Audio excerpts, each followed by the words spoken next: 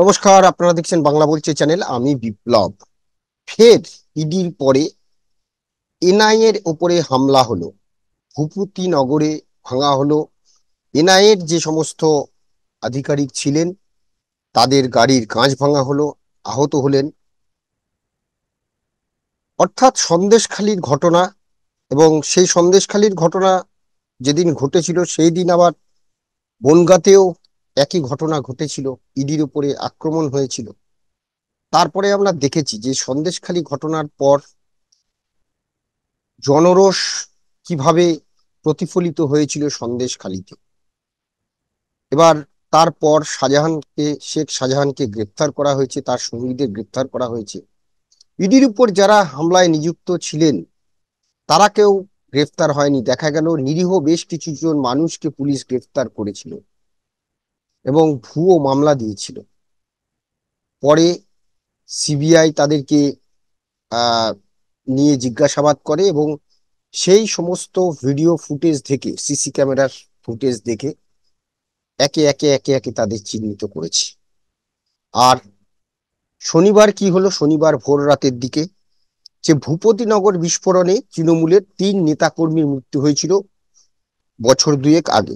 হাইকোর্টের নির্দেশে হাইকোর্টের নির্দেশে সেই ঘটনার তদন্ত শুরু করেছিল এনআইএ। এখানে কিন্তু না বিজেপি না কোনো দল এখানে আহ তদন্তের নির্দেশ দিয়েছে। এটা কিন্তু কোর্টের নির্দেশে, হাইকোর্টের নির্দেশে এই ঘটনার তদন্ত শুরু হয়েছিল। ভূপতিনগরের অর্জুননগর থেকে দুই ব্যক্তিকে আহ আটক করে গাড়িতে তোলেন এনআইএর আধিকারিকরা। সেই সময় স্থানীয় মানুষদের একটি অংশ গাড়ি ঘিরে ধরে আটক ব্যক্তিদের ছেড়ে দেওয়ার দাবি করে। তারপর গাড়িতে ইট ছোড়া হয় বলে অভিযোগ, এবং আমরা সেটা দেখেওছি কি হয়েছে। ইটের ঘায়ে গাড়ির কাঁচ ভেঙেছে। গাড়িতে থাকা এনআইএর যে দুই আধিকারিক তারা আহত হয়েছেন, একজনের মাথা ফেটেছে। এবং কেন্দ্রীয় বাহিনী থাকার ফলে আটক ব্যক্তিকে গাড়ি থেকে নামাতে পারেনি স্থানীয়দের একাংশ। এনআইএ ভূপতিনগর থানায় অভিযোগ জানায়, পরে অবশ্য দুজনকে নিয়ে কলকাতায় চলে আসে এনআইএ।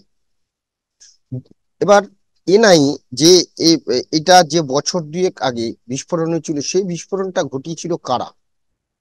এই রাজ্যের প্রশাসন সেই বিস্ফোরণের যে ঘটনায় জড়িত তাদের বিরুদ্ধে কি কোনো ব্যবস্থা নিয়েছিল? তিনজনের বডি উড়ে পড়ে গেছিল, আমরা দেখেছিলাম কত দূরে দূরে গিয়ে লাশ পড়ে রয়েছে। 2022 সালে 2রা ডিসেম্বর বিস্ফোরণে কেঁপে উঠেছিল ভূপতিনগর।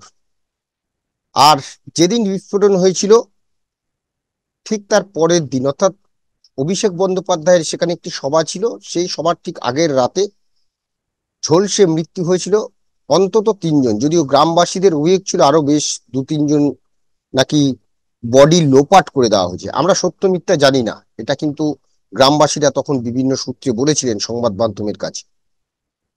তৃণমূলের বুথ সভাপতি রাজকুমার মান্না, তার ভাই দেবকুমার মান্না ও বিশ্বজিৎ গায়েনের বিরুদ্ধে বেআইনি বাজি কারবারের অভিযোগ উঠেছিল। সেই সময় ওই ঘটনা এনআইএ তদন্তে দাবি করেছিলেন বিরোধী দলের নেতা শুভেন্দু অধিকারী। আদালতের নির্দেশে সেই ঘটনার তদন্ত শুরু করে এনআইএ, এবং সেই তদন্তে করতে গিয়েই হামলার মুখে পড়ে কেন্দ্রীয় তদন্তকারী এই সংস্থা। আমরা জানি যে কিছুদিন আগে এই এটা দেখছিলাম যে শুভেন্দু অধিকারীও বলছিলেন, কুণাল ঘোষও একটা বলেছেন যে এনআইএর আধিকারিকের সঙ্গে কেউ একজন বৈঠক করেছেন বিজেপি নেতারা। কিন্তু যেটা বিষয় সেটা আমরা জানি যে এনআইএ ভূপতিনগরের বাসিন্দা বলাই মাইতি, মনোব্রত জানাদের তলব করেছিল। নির্ধারিত দিনে তারা কিন্তু হাজিরা দেননি, এবং তারা বলেছেন যে তারা ভোটের কাজে ব্যস্ত রয়েছেন, তাই তারা হাজিরা দিতে পারবেন না। এবং সেই হাজিরা এড়ানোর পরই শনিবার অর্থাৎ শুক্রবার গভীর রাতে বলাই মাইতির খোঁজে তল্লাশি চালায় এনআইএ, এবং দুজনকে গাড়িতে তুলে জিজ্ঞাসাবাদের জন্য নিয়ে যাওয়ার সময় হামলা হয়। এনআইএর তরফে ফোর্স চাওয়া হয়েছিল, এটা পুলিশ সূত্রেই খবর। এবং তার আগেই মানে একটা দল এনআইএর গেছিল থানায় ফোর্স চাইতে, আর আরেকটি কেন্দ্রীয় বাহিনী অর্জুননগর গ্রামে পৌঁছে গেছিল এনআইএর আধিকারিকদের নিয়ে। এবার তারা সেইখান থেকে বেরিয়ে আসার সময় মহিলারা গাড়ি ঘিরে ধরে। গত মাসের শেষ দিকে অর্থাৎ মার্চের শেষ দিকে তৃণমূল নেতা নবকুমার পান্ডা, সুবীর মাইতি, মানব পড়ুয়া সহ 8জনকে নোটিশ পাঠানো হয়েছিল। তাদের কলকাতার এনআইএ দফতরে তলব করা হয়েছিল।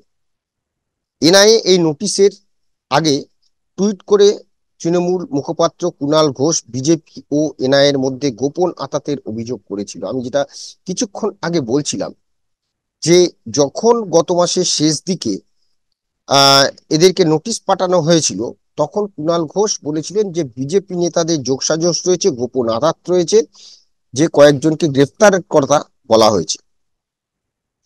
গত 5ই জানুয়ারি উত্তর 24 পরগনার সন্দেশখালীতে যে ঘটনা ঘটেছিল, শেখ শাহজাহানের বাড়িতে গিয়ে যে তল্লাশি চালিয়েছিল ইডি আধিকারিকরা, তাতে গ্রামের বাসিন্দারা তাদেরকে ঘিরে ধরে বেধড়ক মারধর করে। সংবাদ মাধ্যম সেই আক্রমণের মুখে পড়ে। বেশ কয়েকজন সাংবাদিক আহত হন, ক্যামেরাম্যান আহত হন, ক্যামেরা ভেঙে দেওয়া হয়। সেই ঘটনা আমরা জানি। কিন্তু তারপরে বহুদিন, প্রায় 2 মাসের কাছাকাছি, 2 মাসের কিছু কম সময়, শেখ শাহজাহানকে কিন্তু পুলিশ গ্রেফতার করেনি। অবশেষে নানা রকম চাপে, কোর্টের চাপে কিন্তু তাকে গ্রেফতার করতে বাধ্য হয়েছিল। এবং তারপর ইডি হেফাজতে নেয়, সিবিআই হেফাজতে নেয়, সিবিআই তদন্তের নির্দেশ হয়েছে এটা নিয়ে।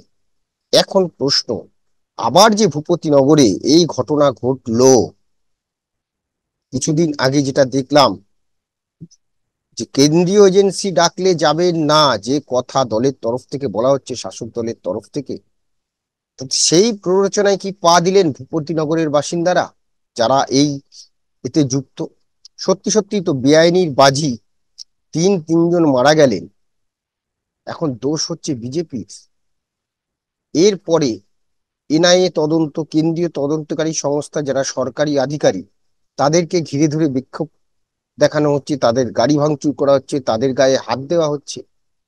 এ আমরা কোন রাজ্যে বাস করছি? প্রশাসন কি করছে? যদিও এখন আইন শৃঙ্খলা সম্পূর্ণ দায়িত্ব নির্বাচন কমিশনের দায়িত্বে। আমরা দেখব যে এই নির্বাচন কমিশন রিপোর্ট চেয়ে পাঠিয়েছে, আদৌ নির্বাচন কমিশন এই যে ঘটনা ঘটলো তার বিরুদ্ধে কি ব্যবস্থা নেয়, সেদিকেই আমাদের নজর থাকবে। তবে আবারও বলছি যে এই বাংলায় ভোটের বাজারে রাজনৈতিক যারা নেতা নেত্রী রয়েছেন সমস্ত দলে, তাদেরকে বলবো যে এমন ভাবে উত্তেজনা তৈরি করবেন না, যেটা রক্তপাতহীন ভোট আমরা চাই, ভোটে রক্ত ঝরুক সেটা আমরা চাই না। আমাদের এই আলোচনা নিয়ে আপনাদের মতামত কমেন্টস বক্সে জানান। ভালো লাগলে অবশ্যই লাইক দেবেন এবং চ্যানেল সাবস্ক্রাইব করবেন। সবাই ভালো থাকবেন, নমস্কার। বাংলা বলছি চ্যানেলটি সাবস্ক্রাইব করুন এবং সমস্ত অনুষ্ঠানের আপডেট পেতে বেল আইকনটি অন করুন।